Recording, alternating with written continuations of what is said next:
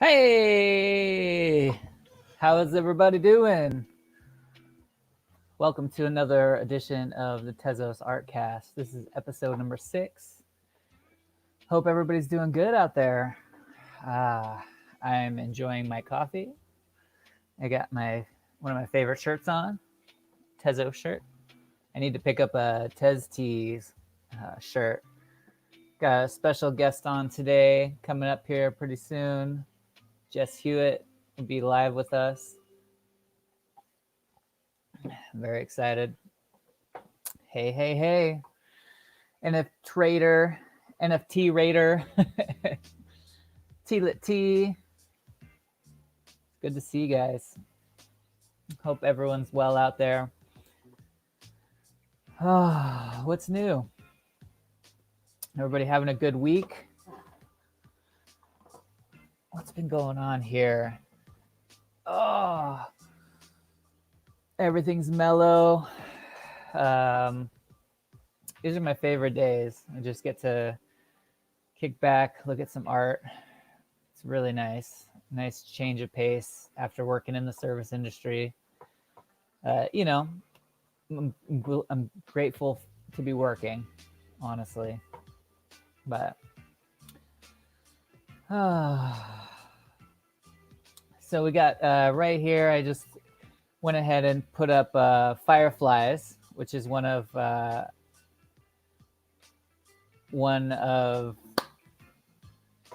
Jess Hewitt's pieces. She's just got this. Jess has this vibrant style. It's just so cool. I'm so stoked. Zay Fons wants to know if we watched the Game of Thrones. I am one of the few people in the world that have never watched an episode of Game of Thrones. Not one. Not even one. So I hear all the hot gossip about it, but okay. +2. Zay, looks like you're the only one here. This is one of the few places you'll find where we did not watch Game of Thrones. But how was it? I have to know at least how. Was it good? I thought Game of Thrones was over. Maybe you're asking for another reason. I did not watch Game of Thrones, so. Happy Earth Day, by the way. Where's my thing? Happy Earth Day.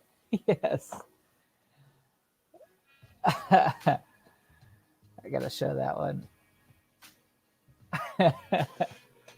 That's good. Yeah, Earth Day today. Very, very excited about Earth Day. Earth Day is a good thing. And we're lucky to have this great platform to be on that we can represent clean NFTs. So that's really cool. Zayfon says the last season was bad, but the show all as a whole, it was very good. Yes, this art is very cool. Very cool. Speaking of very cool, I want to introduce our guest. Let me just get art is very cool. I'm gonna bring Jess in right now. I want to add her to the stream. Jess, hello, can you hear me? Hi there, I can hear you. Is the music overpoweringly loud? No, it's fine. Oh, okay. Excellent. Welcome. Thank you. Yes. How are you doing today? Good. How about you? Good. The weather is heating up out here in the desert. And, yeah, so looking forward to the summer 120 degrees, but it's not here yet, so I have to wait. But it just snowed here yesterday, and it's melting today, and it'll probably be like that till the middle of May. Oh man. Yeah. Is that up in the mountains then? Yeah, I'm in Denver. Oh, okay. I have some family in that area, but I haven't ever been. So it's my life mission to one day visit the Stanley Hotel. Oh, from the mining. That's right. That's right. I've always been a big Stephen King fan, so that's always top of my list. And I like spooky stuff too, so you know. Well, thank you for coming on. I'm excited to talk to you and about all the cool stuff that you've been doing and are doing. So, can you tell our viewers a little bit about yourself and yeah, just kind of, well, let me ask more specifically, I guess, to start. Um, has art always played a role in your life? Have you always been kind of toying in visual arts in one way or another for a long time? Yeah, I'd say that's definitely true. Okay. But I didn't start doing it professionally until I guess about a year ago. Okay. Yeah. What kind of brought you into like switching it from kind of something that you would always do to kind of being more professionally active, I guess? What's that transition like for an artist? I guess. Well, it would always been my dream to be able to work on art full time, but just didn't seem financially feasible. Right. And with the advent of NFTs, it's starting to seem like it may actually be, a viable way for me to make money. So that's great. Absolutely. So the NFT space was kind of a game changer for you. Yeah, I would say so. And what brought you into like the NFT space? How did you find cryptocurrency in general? I mean, I noticed from some of the projects and on your Twitter feed, it says that you're a creative coder. So have you been coding for a long time? Yeah. So my parents had a Apple IIe when I was a kid, and I started learning to program on that. That was a long time ago, but nice, old school. Yeah. And basic, and at the time you'd get like a book or magazine, and you'd copy the program and like type it in. Yeah. So I've been, I guess, programming since then, off and on. That's wild. I do remember we always had a computer in the house, and yeah, from like floppy disks to the smaller, harder floppy disks. It's like they were floppy, but they're not floppy. Like, right, they stopped being floppy. But yeah, I remember kind of just like graphics slowly changing and like first-person shooters coming out, like Doom and Wolfenstein 3D. That was a pretty cool transition graphically. But I never got. You know what? I never, even though I had those in my house all the time. I guess I kind of just took it for granted because it was always there, and I never learned kind of the structure behind it. A little bit when HTML came out, I built like a Misfits fan page. Oh, cool. Yeah. Like Misfits / horror movie fan page when I was like 15. And that was like my last foray into coding before kind of recently discovering it. But the creative coding, did that play a big part in kind of discovering cryptocurrency and like NFTs, or did they link together seamlessly, I guess? I was interested in crypto back in, I want to say 2017, and Okay. I had some, and then I sold it off I was like right before the big crash in 2018, so I guess it was good timing. Yeah. And then I just got interested again like last year. And yeah, I would say that the technological aspect of it definitely is appealing. Right. Yeah. And so I noticed, or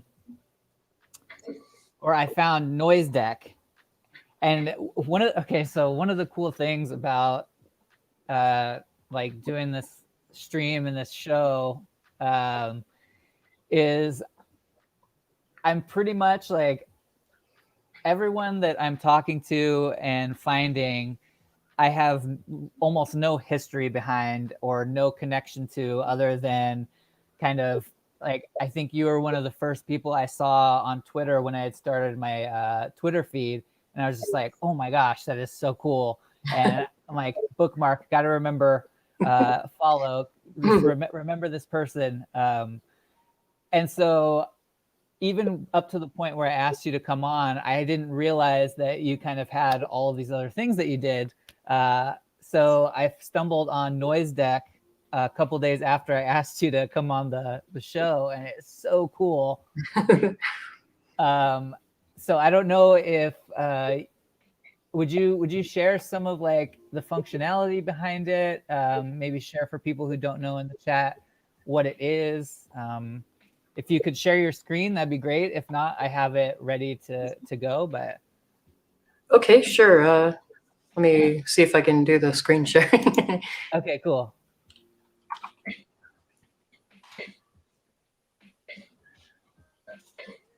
I might have to take mine down. Let's see. Let me remove mine.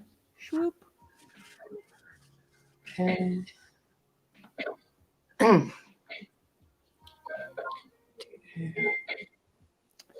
You got some smoke behind you going on, like little.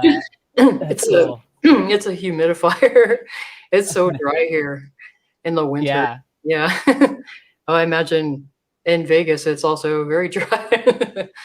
Yeah, that's like one of the first things people will say is like, oh wait, let me see if I can. There we go. You might have, okay, there. When people move out here, a lot of times it's like a year's worth of bloody noses because it's just automatically dried out. It's true. Okay, so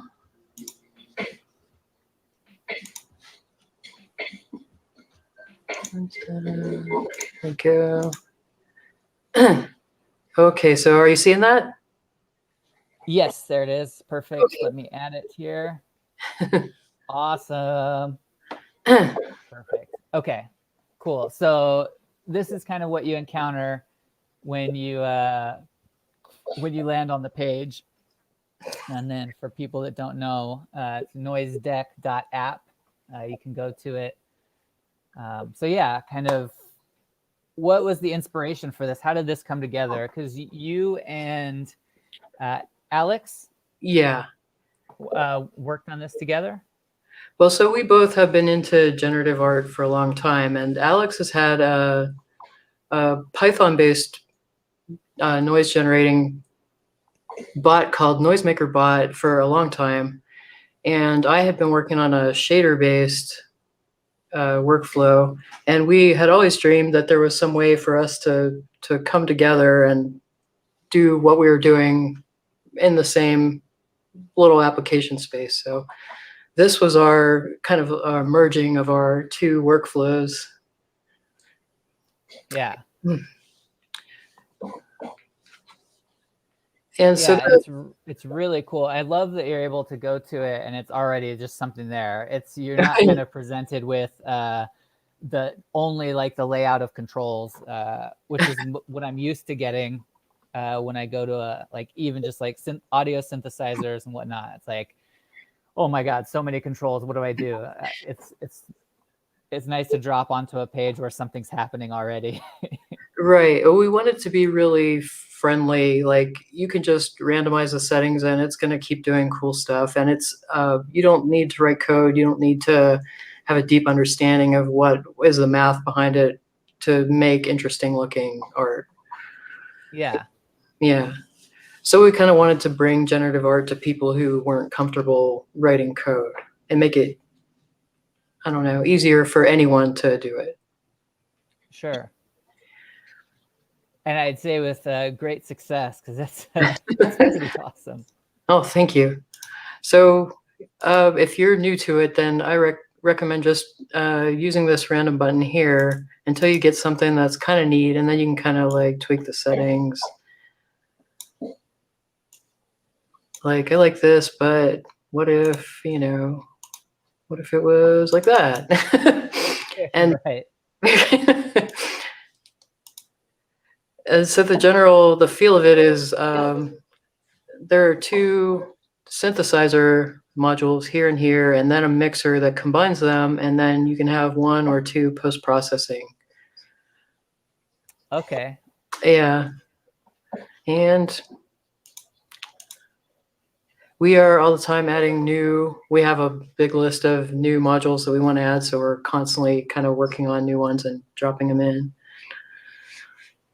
Awesome. Yeah. And then you're able to, I mean, anybody can go here and make some kind of beautiful, amazing generative piece, and then you have some options for people to download them and save them and share them. So that's not just kind of not just one off. You can actually pull these down and have them and share them, right? Right. So we have two versions. There's a free version and the pro version. The free version, you can do a PNG or GIF export, and the pro version also has MP4. And we're working on adding the ability to share settings. So you'll be able to share a URL. Somebody else can go to NoiseDeck and see exactly what you were working on. Oh, wow. Cool. So that'll be neat. I guess that sounds like, so if you had the URL, it would drop you onto the page with whatever the person who gave you the link had worked on, right? Right. So you would see exactly what they saw when they were working on it. Yeah. And then in turn, you could tweak that. So you could essentially run like a chain piece, like almost like old school mail art, where you're chaining things together and linking it. It's like, this is the evolution of a piece passed around between 10 different people with that kind of functionality, huh? Absolutely. That's a cool idea. And that hadn't really occurred to me, but yeah. Ooh, I love it. I love it. That's cool.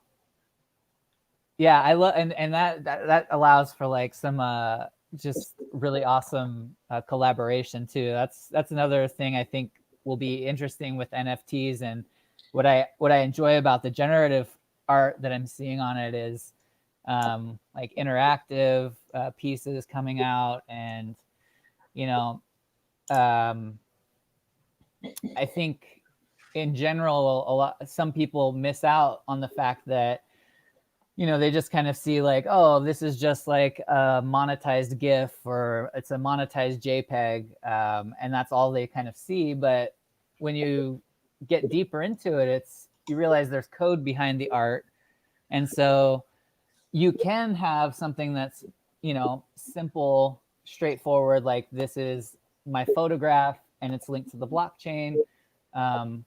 But if you really wanted to, you could do all kinds of things because of the code that's behind it. So that's, I think, something that a lot of people haven't really unboxed yet. And it's going to be really cool to see where that goes, especially with projects like this. Like, this is so cool.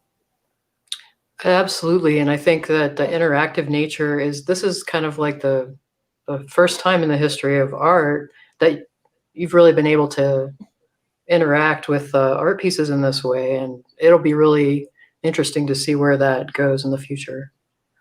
Yeah. Oh, I like that one. I like that a lot. That's cool. That's like Cubist something or other. Awesome. Now, a piece like Firefly, are you using different methods to create? How are you creating your the pieces that we see on your profile and whatnot? So I am pretty much using NoiseDeck now. I have my own special build of it that has some modules that are unique to my style that Sure. aren't in the public version. So, but Right, it's right. the same application. And Got to keep a couple things close to the vest, right? that's right. I feel like it's kind of like my signature. So Yeah, absolutely. Yeah, these are some of the pieces. And for our viewers,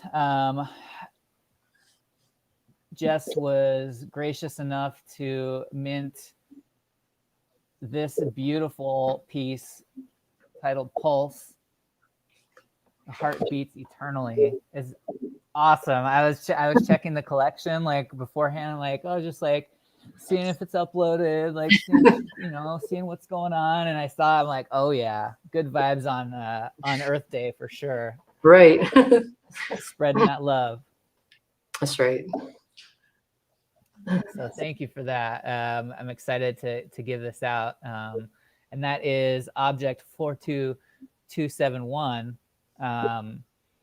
You can email me at here. I'm gonna put this up to collect this beautiful piece. You can DM tezos-artcast on Twitter or send me an email at sageandpine@protonmail.com. And yeah, I'll send it right to you. So I did want to ask you, what is behind the Rusty Sniper label? I'm curious. I'm a big fan of the Borderlands games. Okay. And in Borderlands 1, one of the starting crappy weapons that they give you is a rusty sniper. And kind of like, and I also used to be in a game development, so I don't know, just having like a crappy starting weapon for a gamer handle where people are trying to seem like tough, seem kind of funny to me. So right, yeah. Nice. Yeah, I don't think I ever got any other weapons in that game. I was not very good at it. So, but okay, that's cool. That's cool. So, you said you were in a game development as well, right? What were some of the games that you worked on? Or just some of your projects that you worked on in the past? So my partner Alex had a game called Zigfrak, which was a space RPG that I did some development on, but it was mostly her project. It was on Steam for a few years, and we took it down. What was it? 4 years ago. So okay. Yeah, but that was cool. And then I was working on a kind of robot first-person shooter game that didn't ever make it to market. So, do you ever? I've seen some game development, like game jams. Do you ever participate in any of those, or have you in the past? I have, and I really enjoy doing it. It's a lot of fun. Yeah, it's really satisfying to get something out over the course of a weekend or something, because game development normally takes a long time and a lot of effort. So to see the fruit of your efforts that rapidly is like really satisfying. Right. Yeah. Absolutely. I'm sure. I know. I've seen a couple of different jams, and I wanted to participate, but it's like from the opposite side. It's like what could take someone a weekend could take me 10 years just to like flesh out the bones of. It's like, but it's one of those things I follow. Like I'll check in on them, and I'm like, one day I'll have the chops to put something together. I do a little bit of Python programming, but it's relatively new to me over the last year and whatnot. So I'm still very much grasping the fundamentals, trying to wrap my head around thinking in that, thinking like a programmer, or But it's really it's quite a learning experience, because when you start to see how code is woven into so many different aspects of life and kind of what we consume in the world, it's pretty wild. So and then creatively to see stuff like it's cool. So I would like to bring my partner in, if you don't mind. Oh yes, please. Please. She's coming.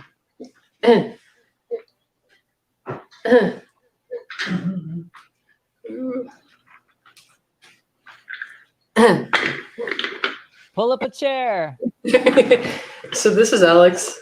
Hello. Alex, make yourself at home. Hey, how are you? Good. How's it going? Good.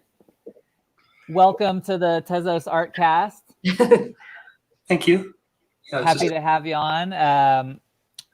This is so. I think I saw. You're one of the two brain cells, right? Right. That's we're sharing half of one. So okay. Sharing half a brain cell. Right. Awesome. Well, welcome. And so you've had a lot to do. You've been working together for a long time. Been together for a long time. Yeah. All of the above. All of the above. Yeah. We've been together a really long time. Okay. And being able to do creative stuff together is just the Amazing. latest evolution of our relationship. So. Yeah. Well, when you're great, I mean, I think that's like, especially when you're in a relationship, being able to either like create together or inspire each other, like it's huge to the creative process. Like, It is.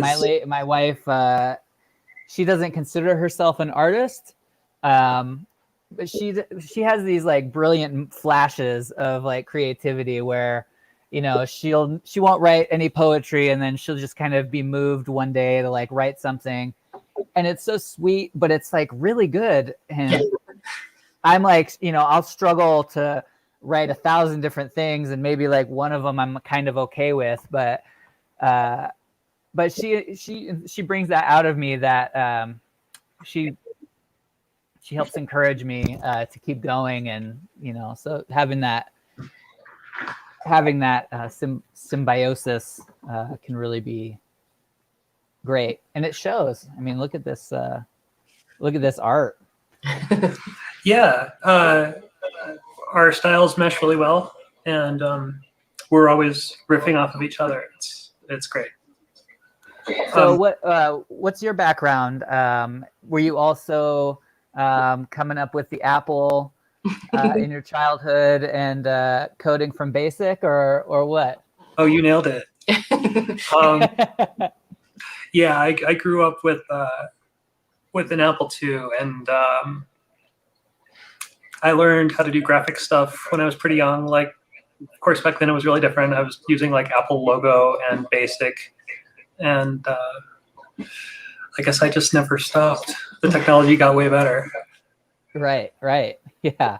At one point in second grade, I was giving a live graphics coding demo to my class on the only computer in the entire school that had a color monitor. So, Whoa, nice. That's awesome. Do you two ever have you participated in like doing workshops or anything? Kind of sharing this love of code that you guys have. we really haven't. No. But that might be fun to explore. Yeah. I mean, I think especially right now, there's a big desire for it and need for, you know, people who are curious about what's going on. And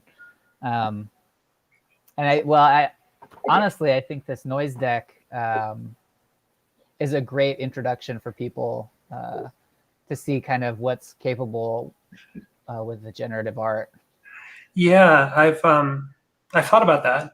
I thought that it would be cool to like have kind of a tutorial or even a series of tutorials showing how to do really specific stuff, how to recreate certain looks, Yeah.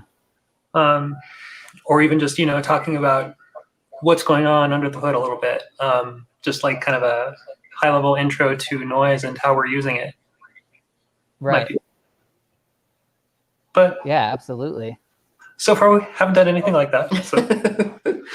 Well, I'm sure. I mean, it looks like you've got your hands full anyway. With all the projects and whatnot. Is there anything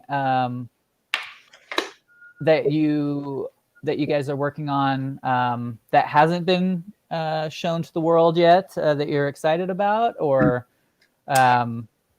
Well, we do have some stuff cooking with Noise Deck that's kind of exciting. Oh, yes. Just mentioned the shareable settings. That's going to just be that's going to be like, how did we live without it? Right. Like if we're like in the future at some point rewatching this interview, we'll be like, wow, we didn't have that. Yeah. And there's a rewrite that Jess has been working on that's pretty exciting. It really makes the code like leaner and cleaner, and it gives us like a stable foundation to work with. And that kind of underpins a bunch of plans that we have for the project. Like we'd like to make it easier for people to collaborate with us. Right. We've had a number of requests of people who are just like, let me touch the code. Like, hopefully we will be able to work with those guys, because we want to be, collaborative, but at the same time, it is kind of like our sauce. Like, right. So we're on one hand kind of defensive of it because we think it's really unique and really valuable, and at the same time we just want to share it with the world, and we want everyone in the world to be able to make noise with each other. So there we go. I like that. That could be a tagline. We just want everyone to make noise with each other. Or by themselves, just make some noise. Yeah. In pans in your kitchen. That's right. Make a joyful noise, like whatever it is. Just make the noise. I like that. I looked at the pro version, or the. I like that you guys have it set up where you can do kind of an annual subscription where it's like $18. You get a year, check it out, or just like go all in for a little bit more. I think that's a really cool model. Yeah, it's kind of like the old TiVo model where you could get lifetime service with your box. But we don't know if we're going to keep doing the lifetime service thing, even though it does seem to be quite popular. And given the choice between like an $18 yearly thing or like $40 up front, everyone's just like, here's $40. Never ask for me to give you money again. Like, so people find this pretty distasteful. So I don't know. Our concern, I guess, is we've got recurring costs. Like we have hosting and just development costs and cost of living. So at some point we're going to be like, how do we keep making money out of it? Right now we're just like, how do we make money from this at all? But, right. But yeah, you definitely you want to look long term and do something that's sustainable, because there is a lot of value in what you're doing, and being already just again being able to have the noisemaker, the noise deck, like drop into it and be so intuitive is really just again super valuable. So I think going for a subscription style, something sustainable is definitely well, there's it's worth it, is what I'm saying. Like, well, thank you. Yeah. Yeah, we hope to like get it out there. So far, we haven't done any marketing or really any kind of promotion of it at all. It's just like limited to our little Twitter sphere of handful of people. Sure. So I guess at some point we're gonna make some kind of a push and Right. try to like, I don't know, make the world aware of it. Yeah. Well, keep me in the loop because I'll be happy to share more about whatever it is y'all are doing with it. Cool. Go ahead. I was just gonna say one of the other things we're kind of excited about is the interactive NFTs. Yes. So on Hicat Nunk, you can actually publish a little iframe that's got like whatever you want in there, a canvas or whatever you can do with HTML, pretty much, and with a few restrictions. Obviously, you can't. It's kind of like sandboxing. You can't ask for files on the internet or whatever. So, right. But we've published a few collectible like editions of a tiny version of Noise Deck that we hope people will collect. We think it's pretty cool. We're going to try to do one of those every week. Or not every week. Eventually, obviously, we're going to run out of modules. But we want to get those out there and have like a cool set of interactive collectibles for people to pick up. Nice. Now, I was gonna say it again. It kind of gets me thinking with like subscription models and stuff. I think it would be. I love talking about this stuff because it gets me excited about new ideas. But I thought of, again, thinking of like subscription stuff. If artists had a subscription model for their NFTs where, yes, you do have regular releases, but again, for subscribers, at gold level, you're guaranteed like one unique NFT a month, or some tier system like that might be something cool for artists to start bringing in to kind of their daily workflow or whatever, or including that in a Noise Deck subscription. Like you get exclusive NFTs once a month or whatever it is. That could be some of that exclusive content that subscription model can provide. I don't know. Yeah, that is a good idea. That is. And that would be great for people who have a Patreon or whatever to just have some NFTs in their wallet and kick them out to subscribers. I think probably we'll see. It seems like the ability of artists to just like give out these tokens directly is really powerful, and we'll probably see more of that in the future. Like instead of having to go to a portal like Hicat Nunk or something. I mean, Hicat Nunk's awesome, but the artists have the ability to just like have these tokens in their wallets, and they can just shoot them out to their subscribers or whatever. That's a good idea. Yeah. Right. Yeah, and I think that's. I know I've talked to a couple people where, you start to get concerned because the one of the big parts of the most empowering part of cryptocurrency is being able to have that ownership and control that ownership, and do with it what you will. And when you get third parties involved or managers involved, I think that there's a place for helping artists get to independence. So that's like one third party aspect that I think is reasonable as long as independence is the goal. But I think a lot of people are coming into the space and there's a lot of money going around. And anytime there's a lot of money going around, it's like, how can I be a middleman and capitalize on it? So I think it's important to bring that up in conversation a lot so that artists understand that this isn't like the other model. Like this is something new where you can remain independent, and try and give people those tools to stay independent. And like you said, the trading is really powerful, trading tokens directly. Yeah. It is. So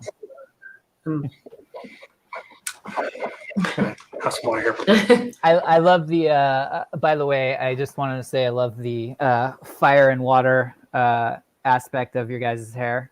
What's going on? I don't know if that is intentional or if that's like a personality direct We kind of, reflection of your fire and water. I think we just switched colors. I was blue and purple for a while, and just had the kind of a richer red color going on, and we just kind of flipped.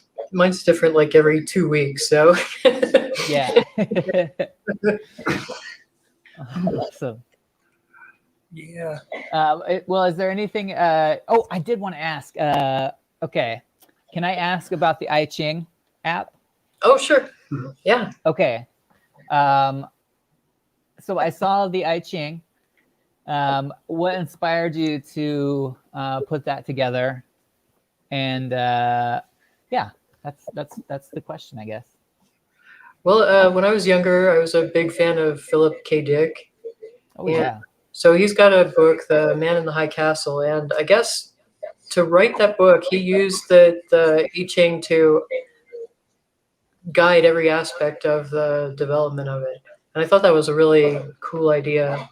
So I've always been kind of fascinated by it as and I guess it's not quite a fortune-telling device, but more like getting advice from a really wise person.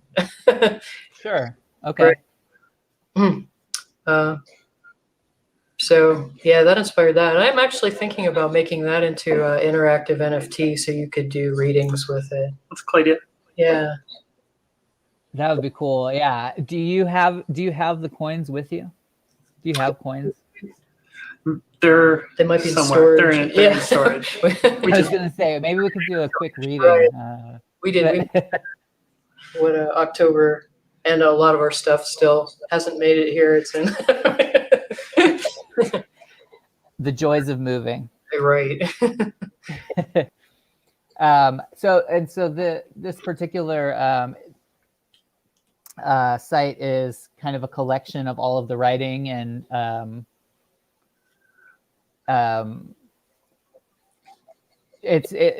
this basically is kind of like a translation of as opposed to having a book with you, you can reference everything from here. Yeah. Right. Okay.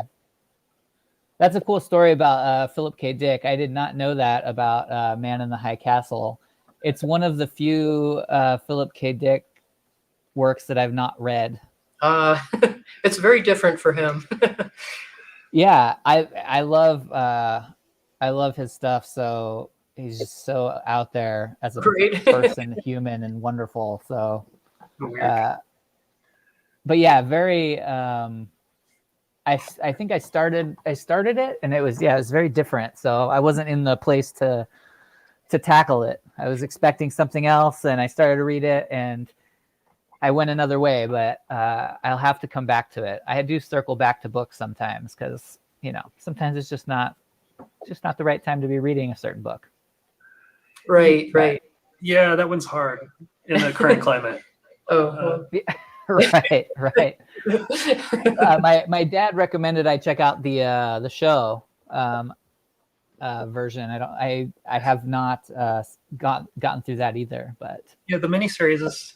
It was well done. Yeah, pretty well done. They tend to not do well with adaptations of his books, I find, but.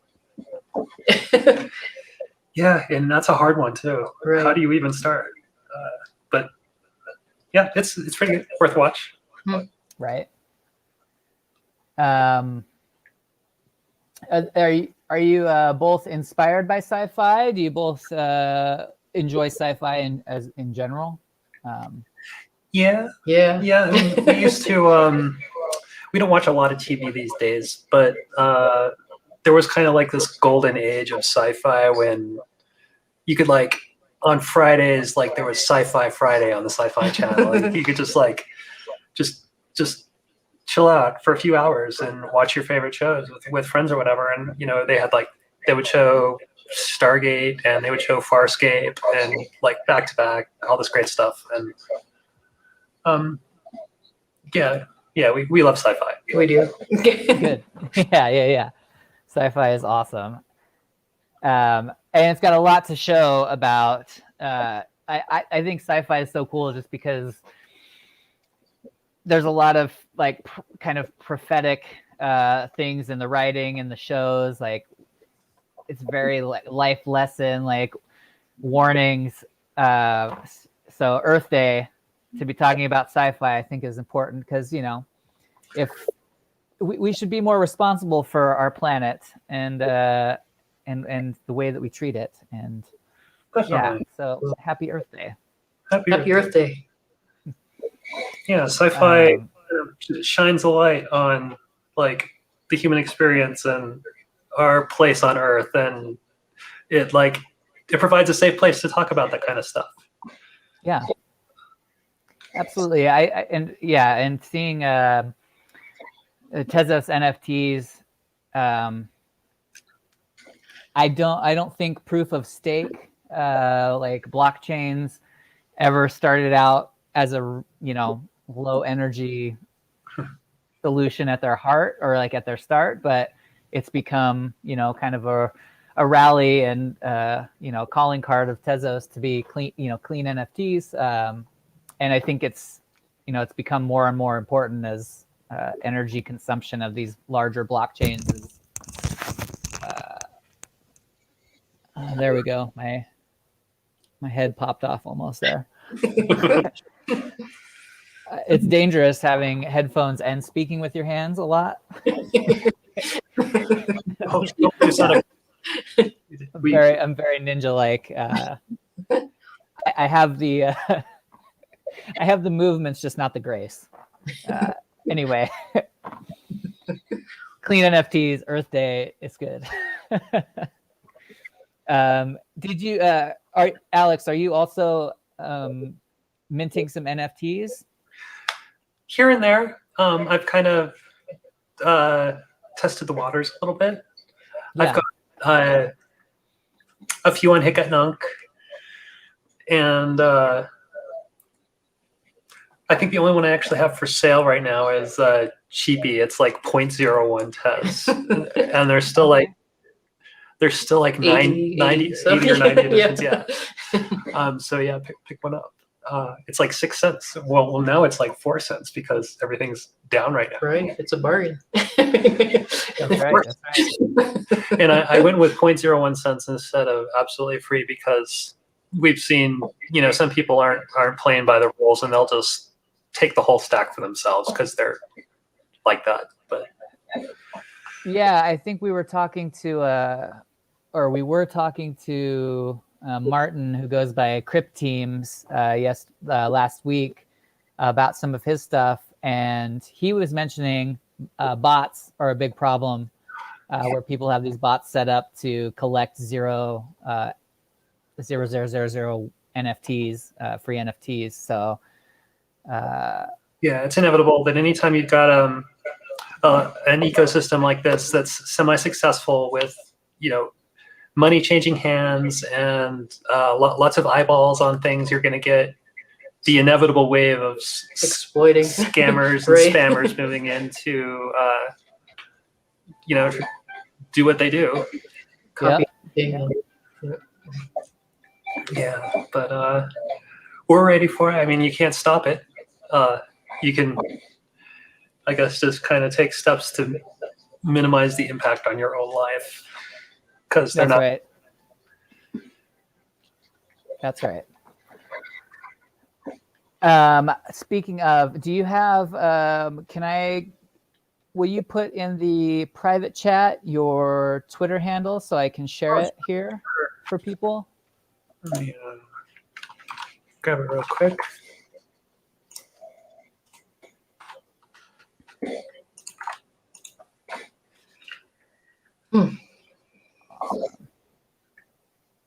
Thank you. I just passed 700 followers after 13 years on Twitter.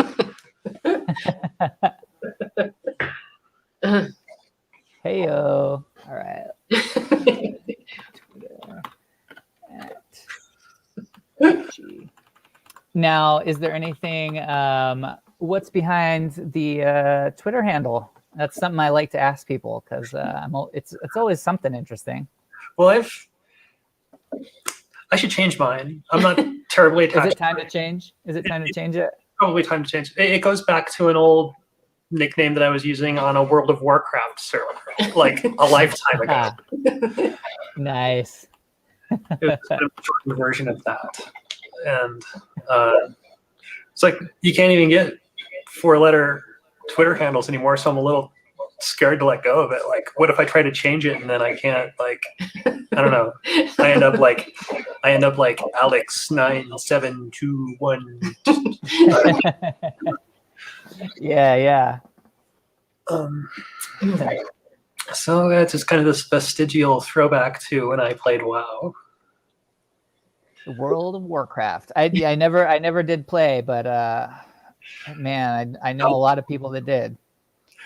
Yeah, if I could just have all that time back. I love it. I'm just like, did you meet playing World of Warcraft? we didn't. We're gonna date ourselves if we tell you how we actually did meet. We met on a dial-up BBS. Oh. In it must have been the early 90s. 94 maybe. Ish, yeah. Yeah. Was that on Prodigy Network? So it was a local BBS in the town that we lived in. There was just a mutual friend of ours had like an Amiga 1200 plugged into the phone line. He was running some BBS software on it, and people would just it's a small town, not a lot to do, and it was kind of before the internet, so people would call these BBSs to get files and chat with each other and post messages. And so yeah, these are the original chat rooms, the bulletin boards. Yeah, that is cool. Internet. Yeah, I mean the internet was around, but it just wasn't really. People weren't using it yet. Yeah. That's great. That's a cool story, though. Sharing mixtapes on floppy drives. Right. I don't think you could do that actually yet. No MP3 formats. We tried. At the time. Yeah. Right. I think you could get like maybe 15 seconds of highly compressed QuickTime audio onto a floppy disk. Yeah, right. I remember my dad had an Amiga, and I remember like me, him, and my mom like coming into the den where he had the computer set up, and he like had an audio program up, and I remember hitting play, and Thriller, Michael Jackson's Thriller, somehow was playing on the computer with synthesizers, and it was just like. I don't even know what was happening. It was magic. It was like, how can this be real life? We're living in the future. What does this mean for the future? Like, what does the future look like given this MIDI playback of Thriller coming out of the speaker? Yeah, amazing. And here we are now. Yes. Very cool. Is there anything else you guys wanted to kind of cover or share? We generally will spend like the first hour talking and getting to know you, and then we try to spend another kind of the other half of the show browsing and exploring some of the marketplaces. So you're welcome to hang out and do that with us, with me. I say us a lot. I do have a co-host sometimes. It's the royal. That's right. But yeah, if you guys, I don't want to. I want to make sure you have time to share everything you want to share. I think we covered it. Yeah. You got anything? Oh no. No. Okay. I could go on, but I won't. Well, this has been super fun. Do you want to hang out a little while and explore some stuff, or you have some things to do, or you let me know? We can hang out a little bit. I got to check on some work stuff, unfortunately. All right. But yeah. Yeah. Cool. Yeah, we can hang out for a little bit. Yeah. Alrighty, perfect. And like I said earlier, for the chat, if you want to pick up the NFT that Jess made exclusively for us, you can check it out on Hicket Nunk. Where did I go with it? Boop, boop, boop, boop. It's somewhere here. That's not it. Nope, that's not it. Not the one. Well, on the bottom of the screen, just DM me, and I will send it to you. Or there it is. Pulse.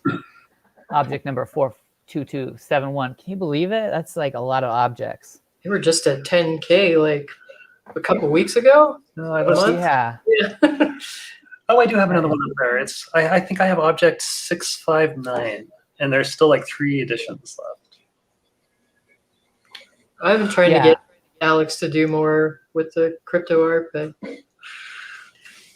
gradually. That's right. The self-promotion is exhausting. It's like, I did that with a video game once, and it was just like draining. It's really hard for me.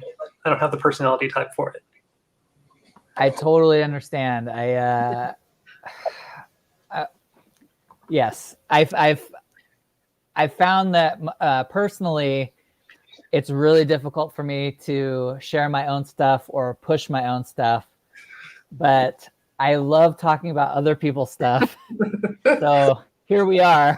Like, this is a direct result of me not feeling really comfortable with sharing my own stuff. Like, you gotta find where you fit, you know. So, but don't undervalue yourself either.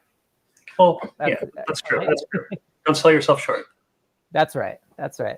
Well, we look forward to seeing more of your stuff. And you said it was only 0.0 something tez, eh? Where would I find that object?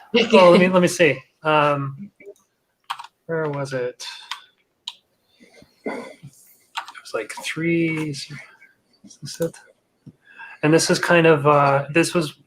Oh, that's not it. You can get. Go to. Okay, yeah. Manage assets.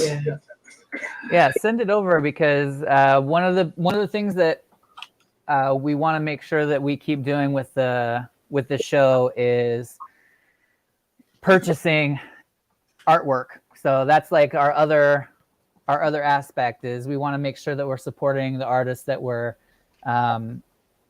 interviewing, talking to. I hate calling it an interview, because even though I try to ask things, like, I'm a bartender, so I try to approach it from that kind of, you're across the bar, we're all hanging out aspect, as opposed to a personal give me all the juicy details.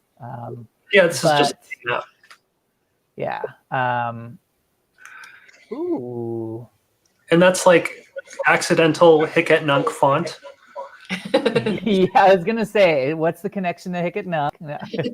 Well, there's this algorithm that you can use to make Space Invaders. You're basically just like splattering random pixels all over the place and then mirroring that so that it's like, it looks like a Space Invader. And if you make it small enough, 3 by 3 pixels, it looks just like the Hicket Nunk font. So that is cool.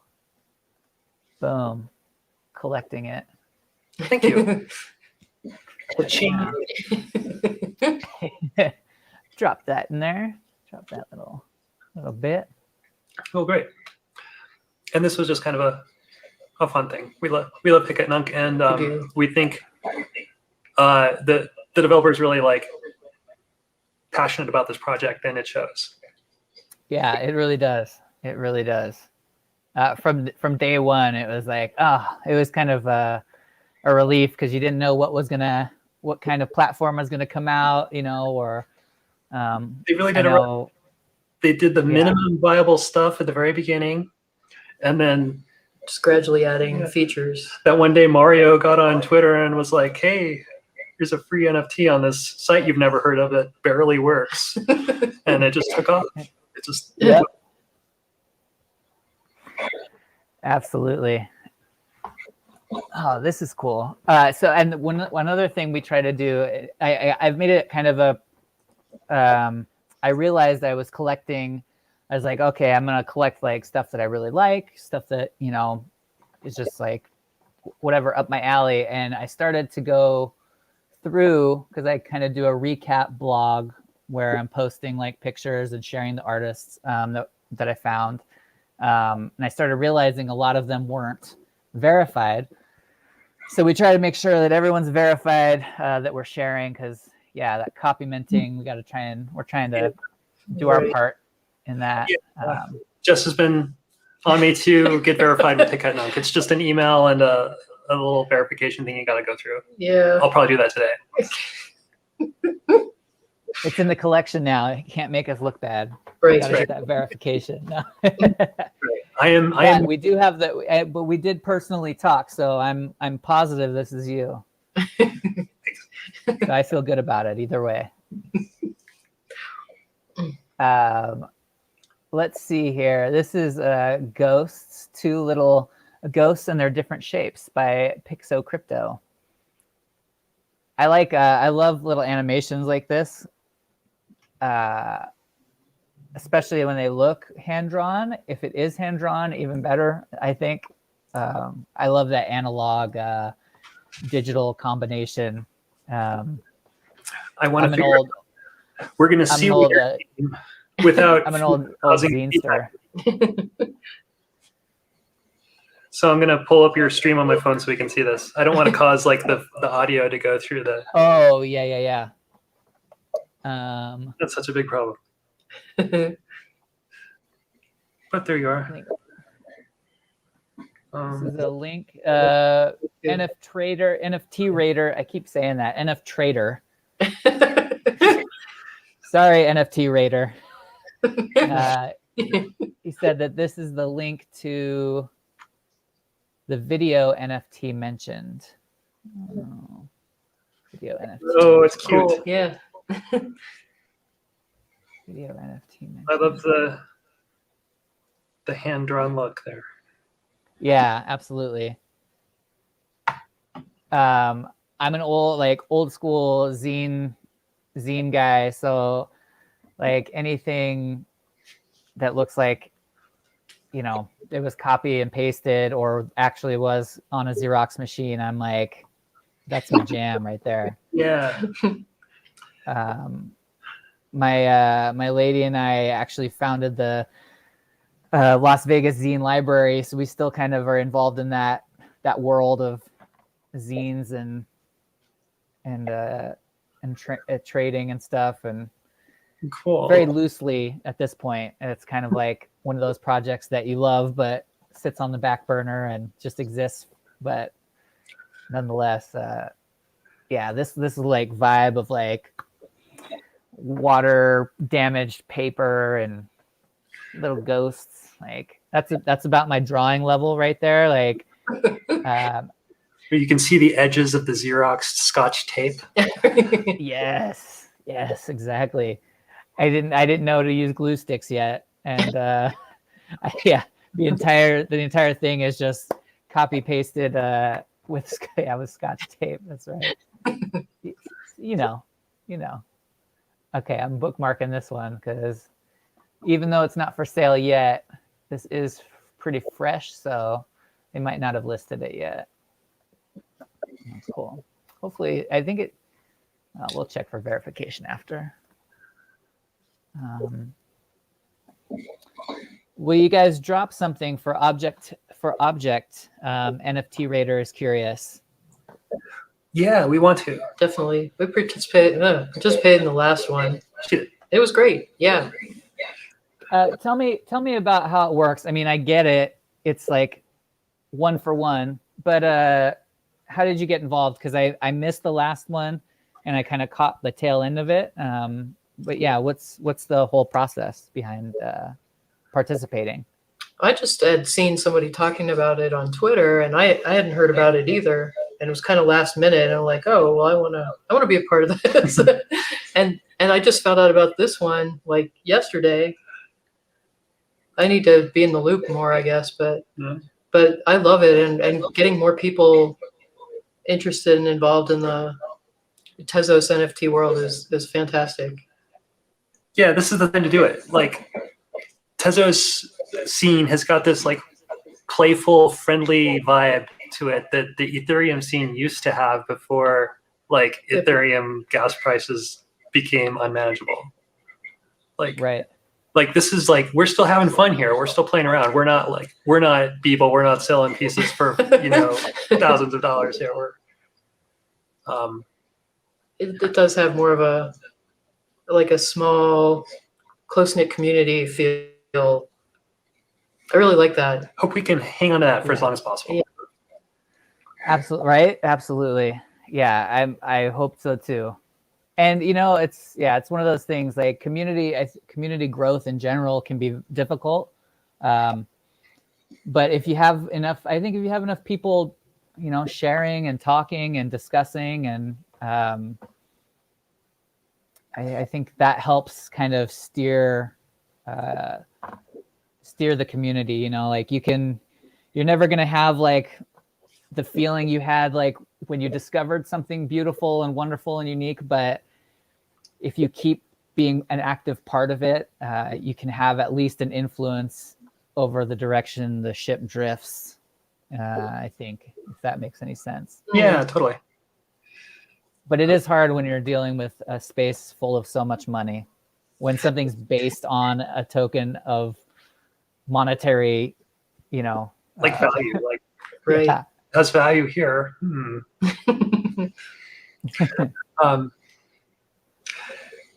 Yeah, but and then Tezos has got, I don't totally understand it, the technical side, but I guess some protections against things going off the rails like Ethereum did. Sure. So hopefully Yeah. they'll hang on for a little longer. Yeah, I was discussing that with someone on a Discord thing, and the question came up: what if Tezos jumps to being, $800 per Tez, or something like that? Will the gas prices go up? And the answer was yes. Technically, gas prices do increase with value, but the thing that Tezos has the ability to do is move very quickly towards changes and adopting new, changing its code essentially very quickly. And so, finding solutions to those problems, if gas is becoming such an issue, that the ecosystem itself can vote on it and make those changes quickly without having to, it's more of a consensus thing as opposed to battling miners versus this, or people. Fork. Right. Yes. Yeah. That's kind of cool. I don't know why, but I really like that photo. It's a nice angle. Good angle. Right. Good composition. Right. Nice colors too. Like the blue and like the black has like a blue tint to it almost. Maybe it's because of the blue. I don't know. It's just something. And it's one Tez, which is my top limit for how much I can spend. So before I buy it for the collection, let's check on it. It's got the angles too, like on an album cover where the artists are like back to back, like the light post. Yeah, right, yeah. I got some other cool photos too. I'm gonna hold off on buying it, but I'm gonna bookmark it because I'm not verified yet. I'm just gonna wait and come back. It's good to see more space. Yeah, definitely. I agree.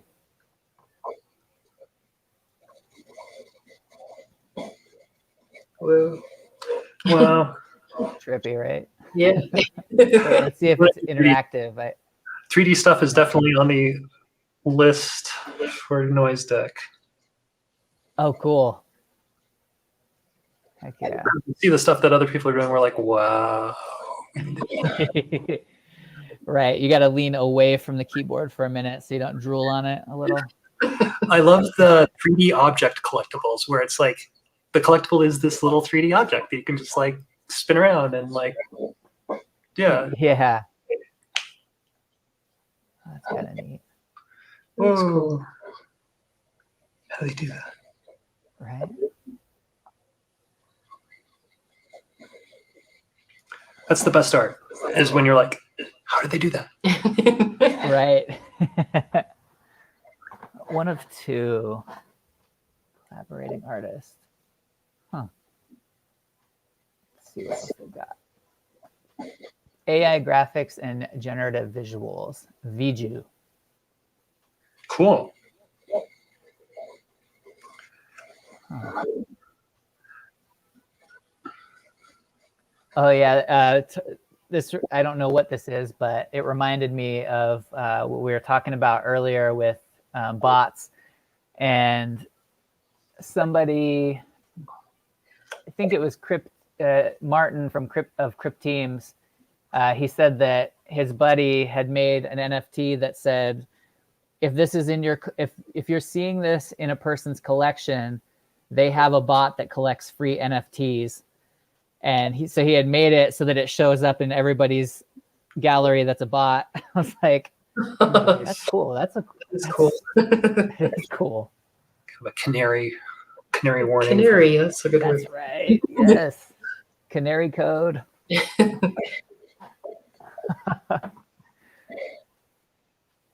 It's fun. It's like, again, seeing all these like different solutions to problems, creative solutions to problems. Or here we go. Aw, I love it. it's adorable. Aw. Let's see. Can we go? Oh my god. Ah! Is the time accurate? Is the time? It is.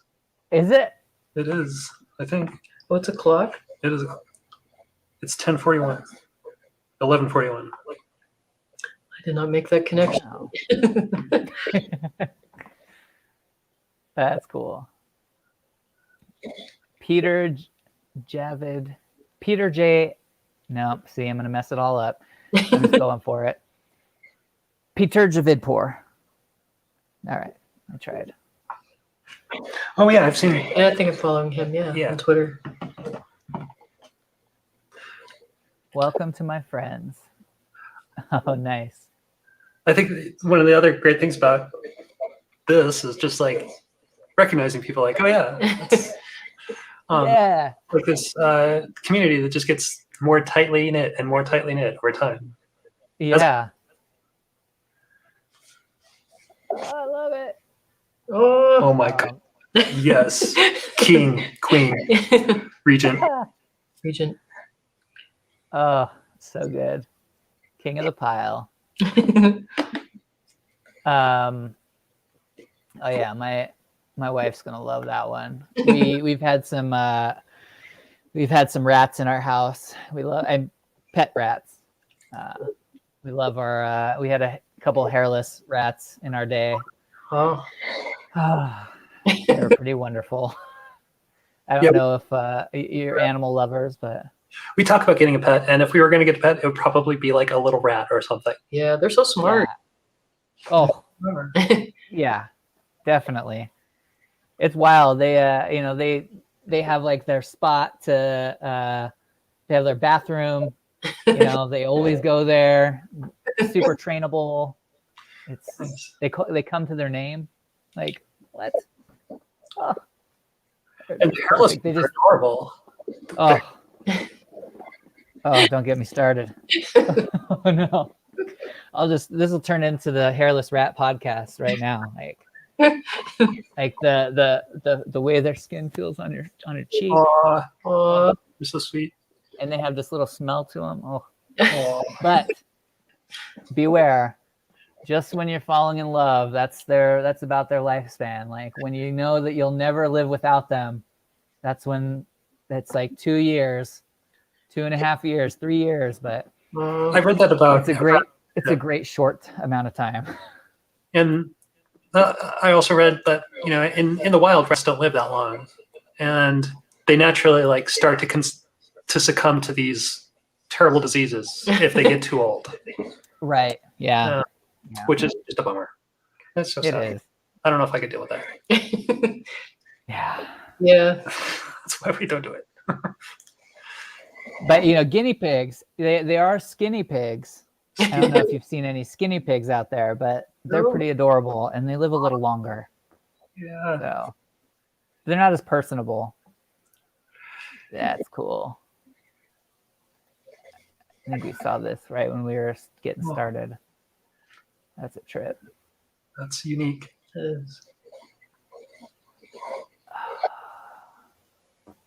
Elvira. I worked with a woman, and she said it's Elvira. She would correct me anytime. So, like, I thought it was Elvira. I don't know. Elvira. Okay. L it is. Oh, I recognize Danilo Batista, photographer. I think we have one of his pieces in the collection, actually. Really cool. Like you said, it's really neat to recognize names and stuff of artists and be like, oh my gosh, so cool.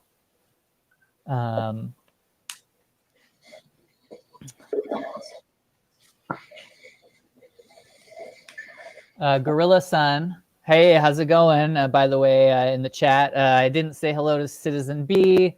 People have been talking a little bit.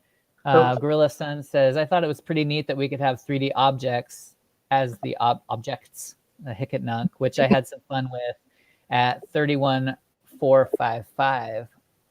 Let's check that object out. 31455. 455. Whoa. That's cool. Oh, nice. Oh, cool. Nice little P5JS sketch. Have either of you worked with PF or P5JS? Yeah. It's a funny story, actually. Oh. Noise does use P5 under the hood, and today it uses P5 under the hood. Tomorrow it may not. Okay. Not the Python shift coming. We think processing is amazing. We love it. But as a tool to help us build Noise Deck, I think we're bumping our heads against it a lot. So okay. It does a lot for you, but sometimes it tries to do a little bit too much for you. When you're trying to do things like load shaders or compile things on the fly, it can be a little difficult. Right. I saw that there's processing for Python. Yeah. Is that have you messed around with that at all? I haven't. I want to. Just curious. It looks fun. No, I've only. But P5JS, just for those that don't know, is a JavaScript library. Is that what it is? Right. Basically. Yep. Okay. Processing the processing framework. I think natively it's Java. Right. And okay.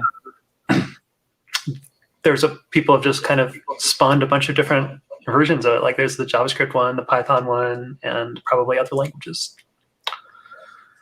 Python or processing is just so powerful. And when people ask me how they can get into programming generative art, that's what I tell them. And just like, check out processing. It's so good.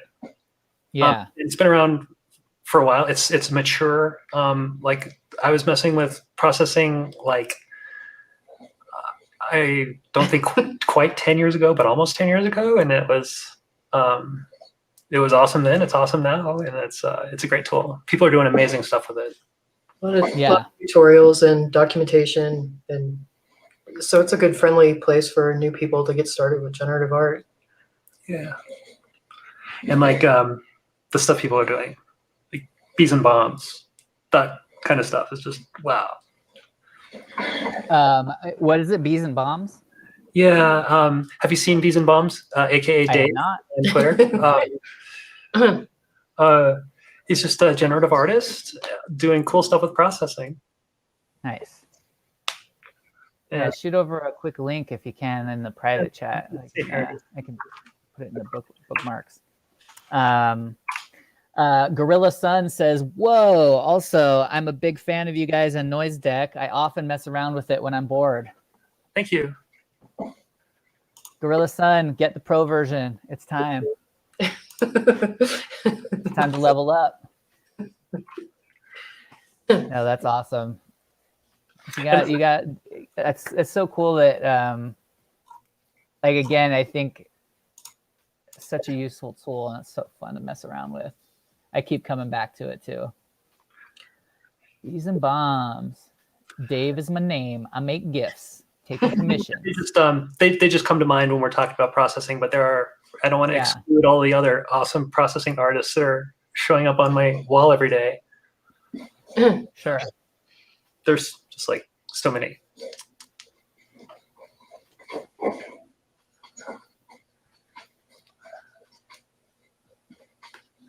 And they really like processing. I think that's where like the idea of the sketch kind of came from. Like, this is my sketch. It's like this living thing that's animated, and I think that's a really cool paradigm.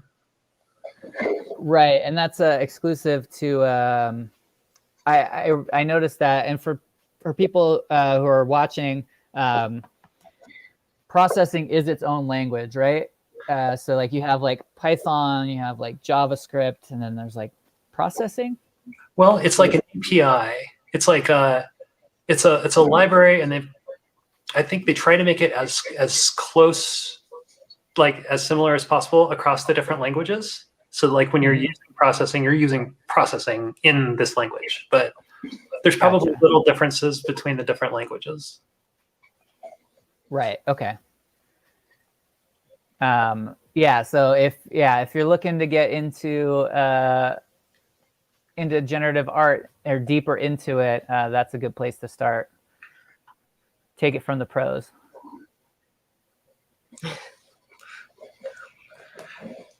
The accessible pros. Learn from our mistakes.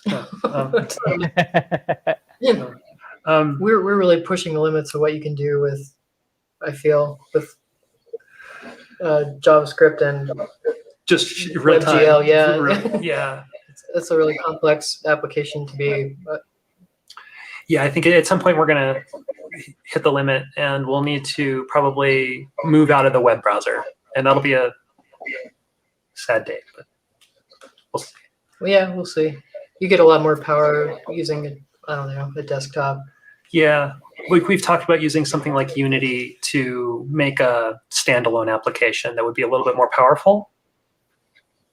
Maybe we're worried about the web browser's ability to do some things. Like for VJ performance, it might be like maybe the audio input is not where it should be if you're going through a browser, or we don't know. We don't know what the issues are going to be. But sure, when you're in a browser, you're just limited by the browser.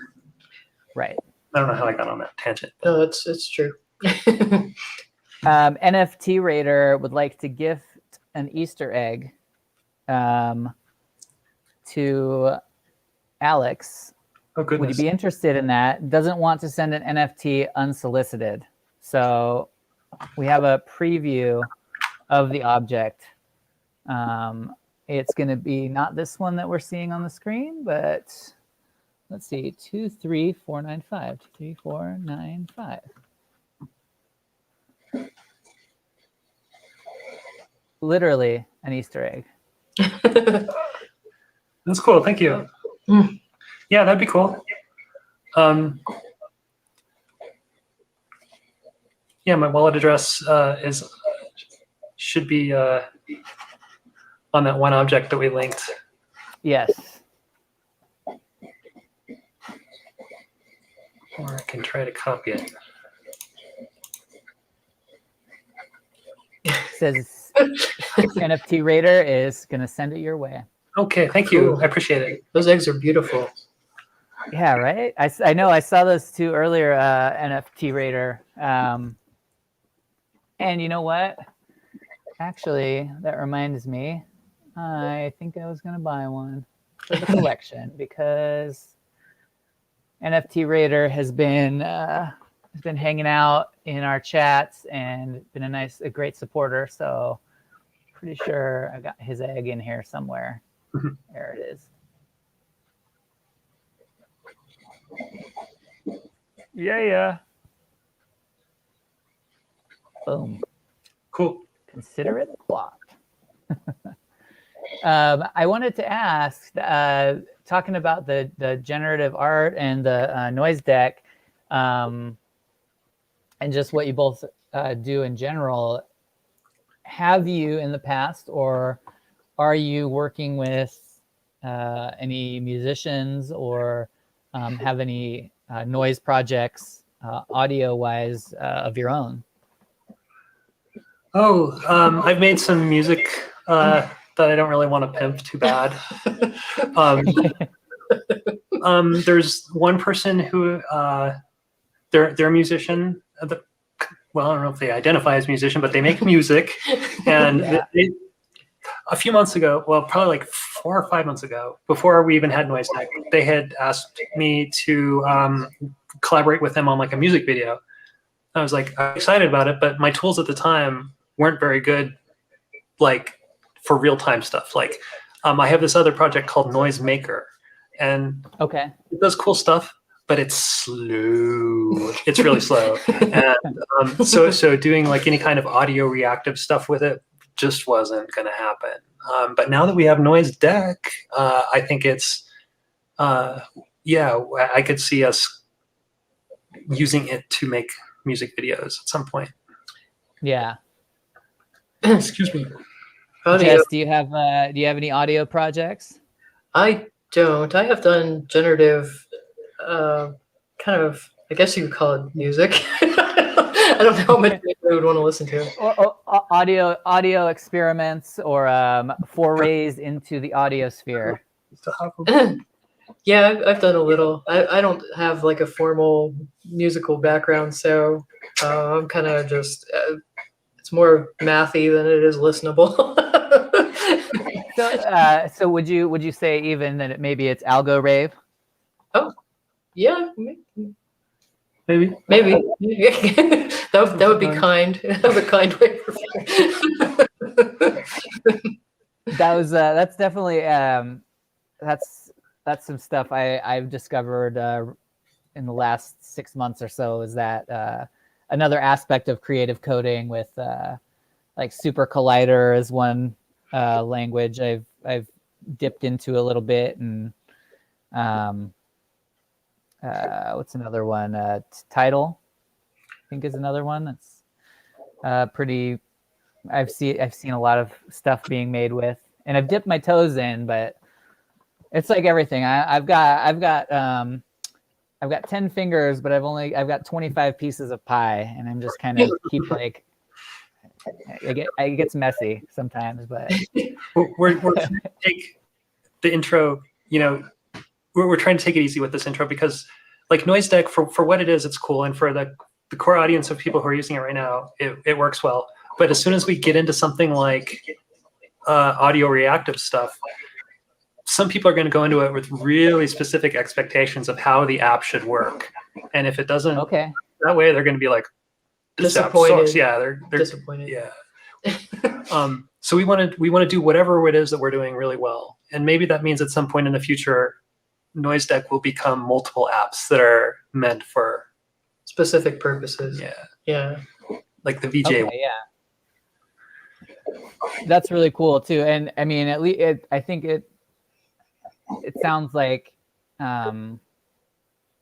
you both have enough experience in the space to kind of know how a launch can go and things to kind of be prepared for before releasing something into the wild, as it were. Because I think a lot of people might not even consider that, just kind of put it out there, and then you have like kind of some backlash of, I wanted it to do this specifically, but you're giving people a tool, and you've got to consider all the ways they'll hold the tool.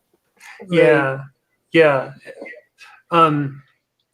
I've been learning a bit about that, how to manage like a product rollout, and it's not always obvious. Like the impulse is that you want this to be as useful to as many people as possible, but if you don't like provide a narrow definition and like a narrow category of what your thing is, other people will do it for you, and it might not be the category you want to be in. Right. So I think we want to. Yeah. No, go ahead. Sorry. I stopped on this because I was wondering if it was an actual like a full magazine that had been minted, but it is the magazine cover, which then links me back to again my growing up. Again, always having a computer in the house. I remember being like 15 and my dad bringing over a Corel Draw and plugging it in, and I was like, oh my gosh, this is it. Yeah. I'm gonna make a magazine. I'm gonna like do so much cool stuff. And I got about as far as the magazine cover, and that was the end of it. But it was cool to make. My first computers was doing graphic design for a boss who was too cheap to spring for Adobe products. So we had a Corel Photo Paint and Corel Draw, and it was I became quite adept at them. Right? They're still around, right? I think so. The Corel. I think they're okay products. They're just like not as popular as Adobe stuff. Yeah. End user dithered. What is dithering? Jess is into dithering. Jess is like, it's dithered. It says right now it's her jam. Tell me about dithering. What is dithering that is happening here? Well, End user dithered is the title of this piece. so you would be replacing maybe the brightness of the image with a pattern. And this goes back to the days when monitors were 1 bit and you had black and white, and those were your only colors. Fake multiple colors by using patterns that kind of trick the eye into thinking they're a different color. So you kind of like stipple, you mix some black dots in with the white, and as there are more black dots, it looks darker. And I feel this look is really appealing to me right now. This is like, I would love to have that in Noise Deck. The ability for it's somehow timeless, even though it like evokes this period of time when monitor displays were 1 bit. It's got this like look that just like it's classic. It's a classic look.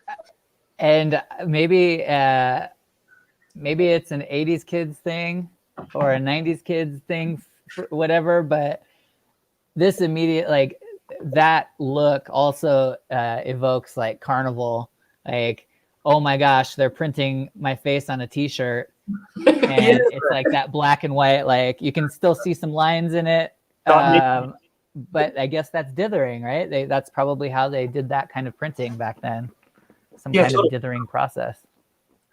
Our printers were 1 color, our monitors were 1 color. It was a different time, and we had to be creative with how we represented things. That's right.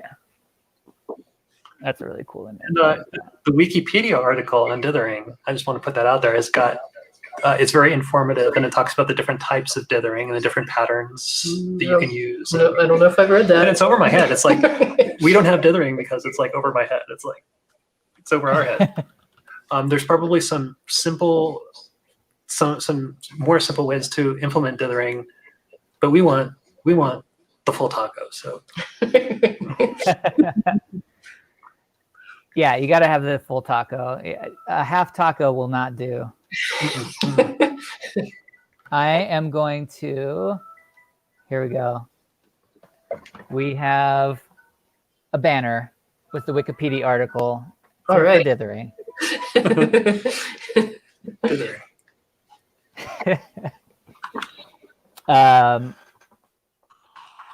Oh, that's neat. Dithering sounds like, I'm thinking maybe it's this image, but dithering sounds like darning your socks. Like you got to wring out, you got to dither your socks when they've gotten wet. Yeah, something that they did back during the Depression or something. Yeah. This guy. Have you seen this particular artist? This guy. Oh, I love his stuff. Oh yeah, we were just looking at this. Yeah, That's cool. these little potato-looking guys, they're so adorable. Yeah, the other day, just like came across the room with her phone. She's like, "Look at this!" It was this the little burning guy that just like comes out, incinerates, and that's just like, yeah. So rad. And it's all with oil paint, I guess. It's like an animation with oil paint originally. Okay. All right. Let's see what we got here. I'm going to switch over. I like to look a little bit at some Calumet, see how they're developing. So I'm just gonna head over to Calumet, see what improvements they've made. Do you guys spend any time on Calumet? We were following its release. I was there on launch day. I listed 2 pieces on there. They haven't sold yet, but I set the price kind of high, so that really limiting who would be able and willing to get them. Sure. That's you know what? I think I remember. That's right. I think again, Jess, you were one of the first artists I followed on Twitter when I started my feed, and I was like, "Ooh, yes, keep doing the damn thing, Great. doing the damn thing. It's great." Yeah, I like to check back in because I was following the release and kind of follow the Discord chat. The one thing that I will say that they continue to fail on, dark mode. That's it. That's my only major criticism. I'm just a dark mode junkie. So what can I say? That's my only major criticism. I don't like to level any judgments out there. I let other people do what they will. But that one, Calumet, I'm looking at you. Dark mode. We need it. Dark mode. We need it. But they're doing a really cool the Pangea Seed project during this week. Fundraiser with a group called Pangea Seed Foundation. So again, tying in the clean NFTs to raise money for the Pangea Seed Foundation, which is like an earth-friendly organization. I forget exactly what it was. I looked it up last week and covered a little bit of it, but good to see these organizations getting involved with kind of nonprofit work. So hopefully, and probably bringing in some new artists to the space too to generate that interest. Clean NFTs. That's nice. Another thing, I really want to be able to get these bigger. I want to like see them by themselves, or at least erase the rest of the screen and focus in on the like art. It's full screen mode. Yeah, That's great. Yeah. but that's really pretty. Cosmic Bliss, I've seen them before. I know they do a lot of work towards verification and stuff. So, that's a big part of the platform that you can definitely appreciate. Oh, that's right. This is the drop. I don't think this was up yet. Drop. Additions for Oceans.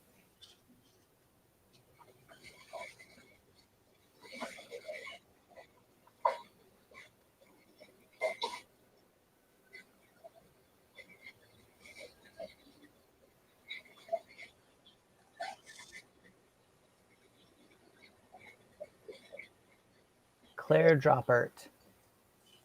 See, there's so much detail in that piece.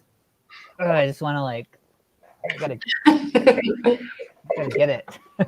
I love the super detailed pieces where the artist will like post it and like it's it's just like so detailed and so large that they have to post like, here's this part of it, here's this part of it, here's this part of it. Yeah, exactly.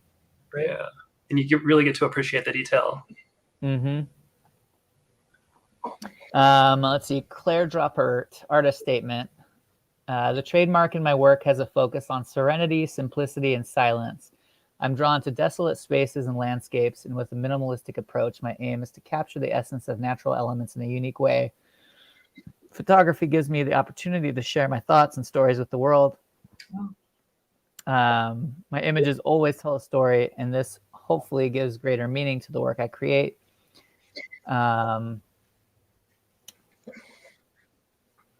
She does some photography. This is not one of her photographs, but it talks a lot about photography.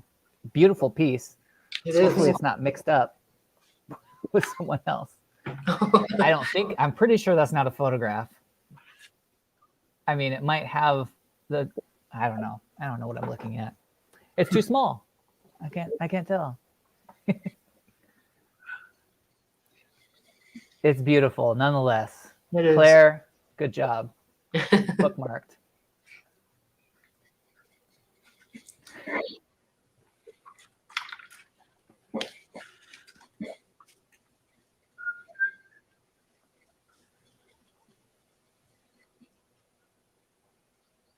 That's like what's that, Schoolhouse Rock kind of font? Totally. Right.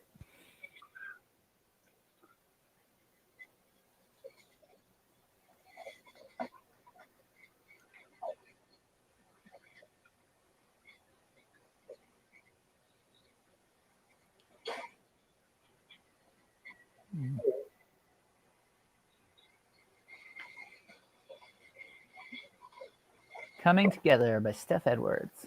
That's pretty cool. Tentacles and snakes. Whoa.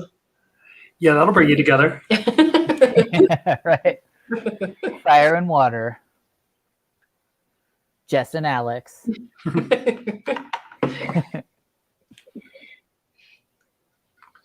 Oh, that's really cool. That is really cool. Yeah.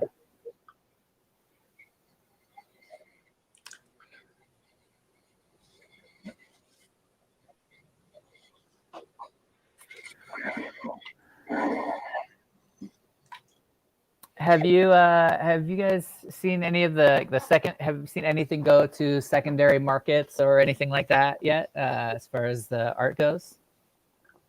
Jess has had some secondary sales. I have. I've had a handful of secondary sales on Hicket Nog. How does that did you know that by just showing up in your wallet and kind of tracking it down, or I mean, I imagine that. There is a little detective work involved when you get these payments. It's like, where did it come from? What was it for? Well, yeah, and then figuring out where it came from, like what piece it was for, is I'm still not 100% sure of that, but I can at least see when I'm getting the secondary sale payments. There's probably room for someone who's good with blockchain type stuff to write a really good, like a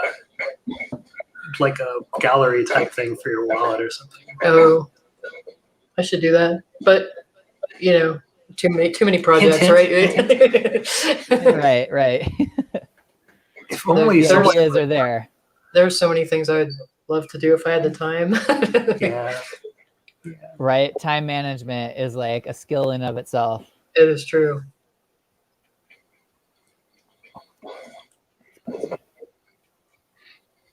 Nice. I love the look. Good colors. Right. I've been watching a lot of there's a show called Alone, and yeah, it's like people, dropped off in the wilderness and they have to fend for themselves or whatever, and it can be pretty intense, but there's a lot of beautiful landscapes. So I'm like, I don't know if I'm just maybe it's, I don't know, I'm overthinking it. I'm too caffeinated. I'm like, am I just drawn to this like ocean work? And then all of a sudden it clicks, it's Earth Day, and I'm looking at a collection that's based around the ocean. So no, it's too much coffee. Too much coffee. Oh goodness.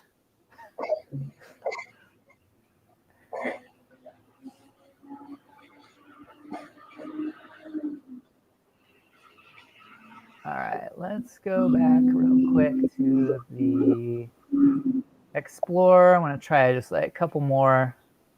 My eyes get burnt out so quick. Yeah, these pixels are bright. Yeah, you're right. It's great though, like seeing like all like just on both platforms, seeing all of the different styles, and it's just such a mishmash of different work and different. Like some of it can be just really straightforward, very basic, but beautiful, and then other stuff is, has a lot of nuance or technique, and it's just really interesting. Whoa. How can you talk, Mr. Anderson, if you don't have... Yes. Creator, Sasquatch. For who were they, the blind and the ignorant, to speak of such beauty that would never be seen? Ooh. I like it. I like it a lot. Another thing we've seen some of is some poetry and stuff. So that's kind of cool to see. Again, there's so many different applications in this space that you can have kind of poetry mixed in with artwork, mixed in with music, mixed in with video, kind of all in the same space is nice. Yeah. For me anyway, like I like all those things. So well, everyone's got this creative spark somewhere. Yeah. And I don't know if it's the pandemic or what, but people are getting creative, and there's there's just so much good stuff. Absolutely. And that's like when I talk about like zines and stuff, I feel like zines and the like Hic et Nunc NFT space have like a very similar power in that like zines allow people to feel empowered and to share their work without having to, worry about being self-conscious about, like, oh, is the editor going to think it's worth publishing, or, am I good enough as a writer to share this, or is my photograph cool enough? Like, there's all these things that we put pressure on and focus on in like the professional world, or that we see as like successful marks of a creative person. And zines kind of like strip all that away and allow you to just like, I made it and therefore it's worth something. Here you go. I hope you enjoy it. Like it allows for that kind of freedom that we need, like especially in certain times of our lives. Like, and I think like that same vibe is going on with Hic et Nunc, where there's this kind of openness, like you were talking about earlier, that's like welcoming, and like who cares like what it is, if you're doing it, it's worthwhile, like bar none. And there's a place for it, and somewhere like Calumet there's a place for Calumet too, because there are people who they don't want to go to the open mic night and listen to the first half of the open mic night to get to the one thing that they really came for, which was their friend, when they could just go and see their friend, like, if that makes sense. Right. The curated space has it has its own purpose, but the uncurated and open space is very important for growth too. So it's totally agree. Yeah. Yeah, it's there's got to be some kind of middle ground that maybe we haven't found it yet, but between these sites like Superware that you have to be invited to, and the sites like Rarible where the floodgates are open, and it's I don't know, maybe just like verifying the artists is probably the middle ground there. Mm. Well, that's cool. Yeah, this one's got sound. I'm gonna throw the sound on real quick. Oh, cool. Hopefully it won't blast us all out. And this is called "And God Said, Let There Be Light," because sound was already working.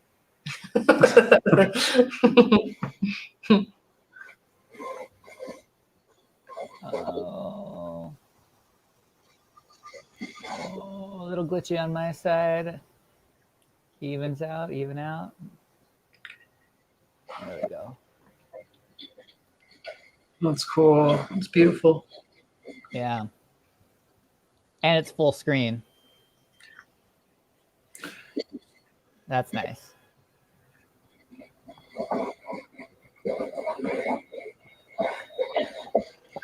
You would look perfectly at home in one of those digital photo frames.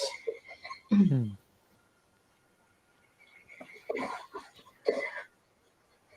That's cool. I like that a lot. That's neat. That's the one thing we got to do. I definitely want to start organizing. One thing about, again, doing this is meeting so many people and seeing so much art, and it getting like a cool art show going of just like quarterly art gathering of different people, and seeing more of that going on. I really want to organize something like that to, again, give people more places to share their work and meet each other. Eventually, got to get it into a gallery. Do some in-person stuff would be so cool. Just like people from all over the world, and yeah, I don't know. Get some screens donated and installations in, and Yeah, that would be really cool. oh man, it's hard to imagine such a world. Yeah, right. What is this strange world with Michael Jackson's Thriller playing on an Amiga computer? And what will the future be like?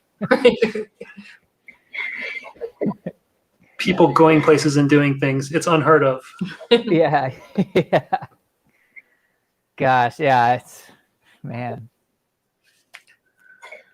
It's been strange being in this city and in the service industry. It boggles my mind every day. But Well, that's cool. Yeah, right. So many people are out and about right now, and have been for a while here in Vegas, and it just blows my mind. Yeah, yeah. You need one of those swarms of grasshoppers or something. Yeah. That'll keep people inside. We do get a lot of cicadas here. Cicadas, that's what I was thinking of, yeah. Oh yeah. We need this thing to come through, scare people back indoors. Yeah. It can do the zip tie down the strip. Yes, there we go. Or the zip line. Yes. I love it. That's really cool. Yeah, there's so much raw talent on display. It's true. Mm-hmm.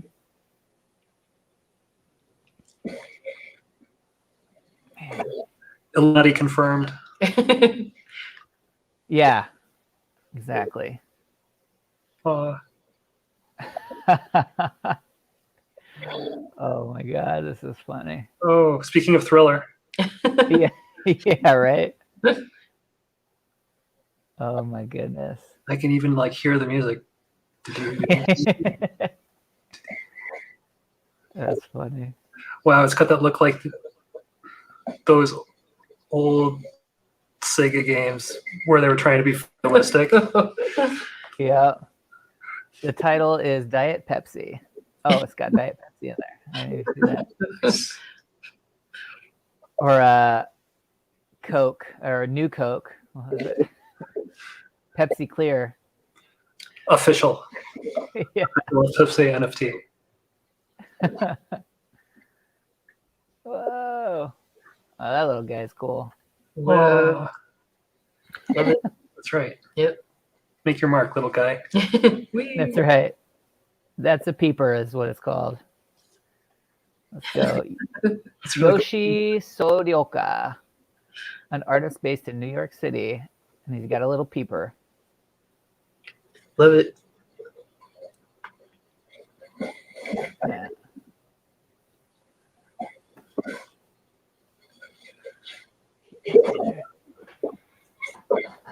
Yeah, I'm just starting to get into a little bit of Python web development now. I've been taking this course and following it along, and we're in this like web module. So I'm excited to learn more about like building websites and stuff. Even though that's not kind of where I'm primarily drawn, it's nice to it'll be good for projects like the Artcast, where right now I'm using Tumblr, and it's driving me nuts that I can't upload certain file formats. So it's like some GIFs will work when I repost them, some don't. So I have to take like a picture, a snapshot of a piece of generative art, and it's like it just doesn't do it justice. But we'll get there. Yeah. Python's a good language to start with. Yeah. Yeah. I do Python at work. Okay. I went from a kitchen talk about Bitcoin during a holiday party, and then I was like, wow, what is Bitcoin? Oh my gosh, this is crazy, but I don't understand any of it. But I want to put money into it, but I don't understand any of it. What can I do? Oh, I'll just learn a programming language. That'll solve everything. And then I'm like, I love Monty Python. Python is named after Monty Python. This is amazing. And then got further down the rabbit hole, and I was like, I probably would have been better off learning JavaScript for a lot of the web-based stuff that blockchain deals with. But I'm already committed to Python, so I'm in. So I'm a year into that journey, and it's fun. It's interesting. Yeah, like Python, it's for all of its idiosyncrasies, it's a fun little language. And you know, I think and now that I know more about I think just learning a language period, now I look at other languages and I'm at least sometimes able to see kind of what's going on, or like understand them a little bit easier now. Not proficient by any means, but you just kind of start to see the patterns and how things are made. And yeah. Python in particular I just wish it wasn't so slow, because it's so expressive, and doing like generative art stuff in it is a blast. Like you can cram so much functionality into this little like tiny little block of code that just does something amazing. Downside is it just forever to do it. Well, it looks like this is the 2-hour mark. We kind of try to cut it off around now, but and this piece is a nice piece to go out on. It's changing on us a lot, so it's a nice background color. I love it. But yeah, I want to thank you both for coming on. Jess, Alex, so good to meet you both. And I'm looking forward to upgrading my noise deck to Pro. I'm probably going to go annual to start as a subscription process, and see how it does. Because again, super accessible and really freaking cool. Thank you. So thank you for creating it, and thanks for agreeing to hang out. And I hope you enjoyed yourselves, and definitely hope to have you back sometime. Cool. Thank you. Yeah, thanks for having us. Yep. Absolutely. Thank you. And to the chat, thank you all for hanging out. We will post a recap in the next couple days and post the video, and we will see you next week. All right. Bye. Thanks. Woo. Bye-bye. Yep.